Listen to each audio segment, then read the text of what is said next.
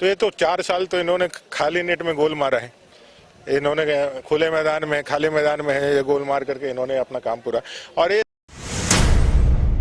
झारखंड के अंदर जो नियम, कायदे, कानून को सत्ता पक्ष के द्वारा किस तरह से अवहेलना करके निज स्वार्थ के लिए सारे मिशनरियों का, जो सरकारी मिशनरी है, उसका उपयोग करके यहाँ पे बढ़ा।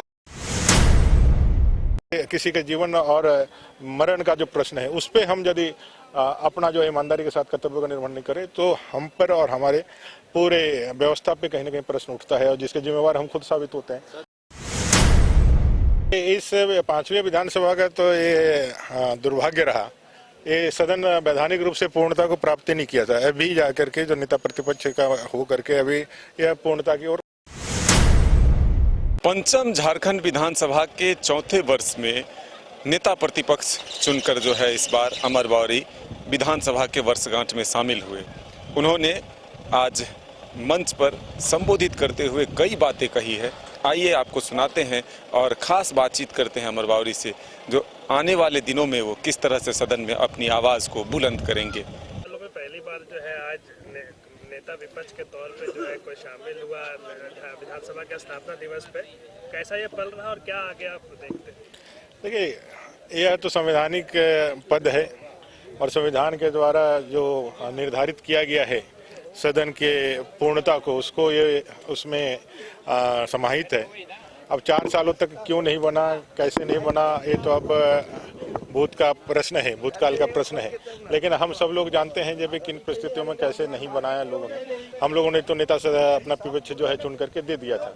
अब 4था साल है और इस विधानसभा का आखिरी उत्सव है। इसके बाद हम लोग नए सेशन 6ठे विधानसभा में हम लोग जो है इस उत्सव को मनाएंगे।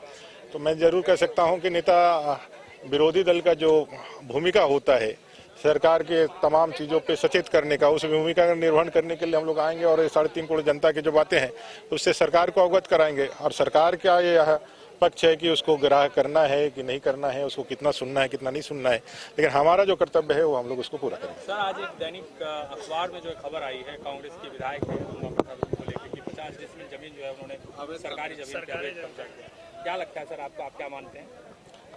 ये बहुत गंभीर विषय है। अगर यदि मैं तो हमेशा से मानता हूं जो वैधानिक पदों पर हैं, जो पद और गोपनीयता की शपथ लेते हैं, जो संविधान की रक्षा करने का, जो नियम, कायदा, कानून को फॉलो करने का शपथ लेते हैं और इस सबसे बड़े पंचायत के प्रतिनिधि हैं, वो कोई भी काम करते हैं तो समाज के अंदर उसका बहुत नेगेटिव एक माहौल जाता है और कहीं ना कहीं उससे जो है जो जनप्रतिनिधियों पर विश्वास जो है वो थोड़ा कमतर होता है। अब उसका यदि सही में उन्होंने, ये तो जांच का विषय हो सकता है कि भी क्या है नहीं है, अगर जो सूचनाएं आई हैं अखबार के माध्यम से वो घोर निंदनीय है और कहीं ना कहीं ये दिखलाता है कि झारखंड के अंदर जो नियम, कायदे, कानून को सत्ता पक्ष के द्वारा किस तरह से अवहेलना करके निज स्वार्थ के लिए सारे मिशनरियों का, जो सरकारी मिशनरी है, उसका उपयोग करके यहाँ पे बढ़ाया जा रहा है।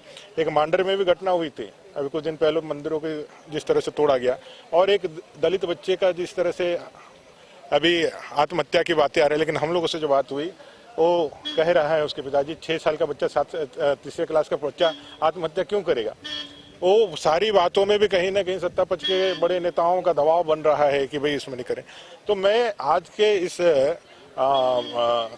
उत्सव में जो अपना मना रहा स्थापना दिवस में, मैंने यही कहा, हम अगर ईमानदारी के साथ जो हमारे कार्य है, कर्तव्य है, उसका अगर हम निर्वहन करें, कम से कम एटलीस्ट जनता के प्रति जो दिखता है जो भाई इससे किसी के जीवन और मरण का जो प्रश्न है, उस पे हम यदि अपना जो ईमानदारी के साथ कर्तव्य का निर्वहन नहीं करें तो हम पर और हमारे पूरे व्यवस्था पे कहीं ना कहीं प्रश्न उठता है, और जिसके जिम्मेवार हम खुद साबित होते हैं। तो इसलिए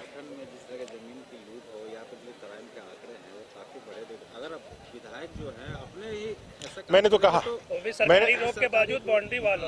मैंने तो कहा कि भाई ये तो उन दल के लोगों से और माननीय मुख्यमंत्री से पूछना चाहिए कि कैसे कर लिया जाए।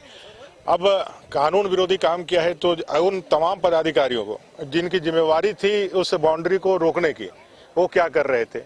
तो वैसे अंचल के अधिकारी, वैसे कर्मचारी, वैसे थाना प्रभारी जो जान रहते हुए या उसे प्रशासनिक पदाधिकारी जिनके संज्ञान में रहते हुए बाउंड्री कराया गया है, उन पे भी कार्रवाई हो।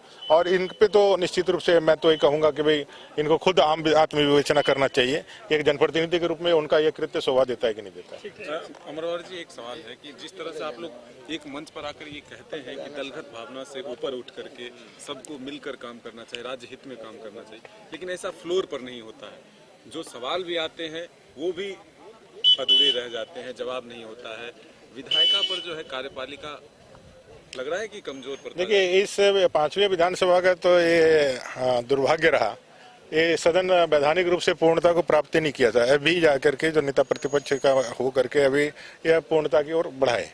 तो ये तो 4 साल तो इन्होंने खाली नेट में गोल मारा है, इन्होंने खुले मैदान में, खाली मैदान में है ये गोल मार करके इन्होंने अपना काम पूरा।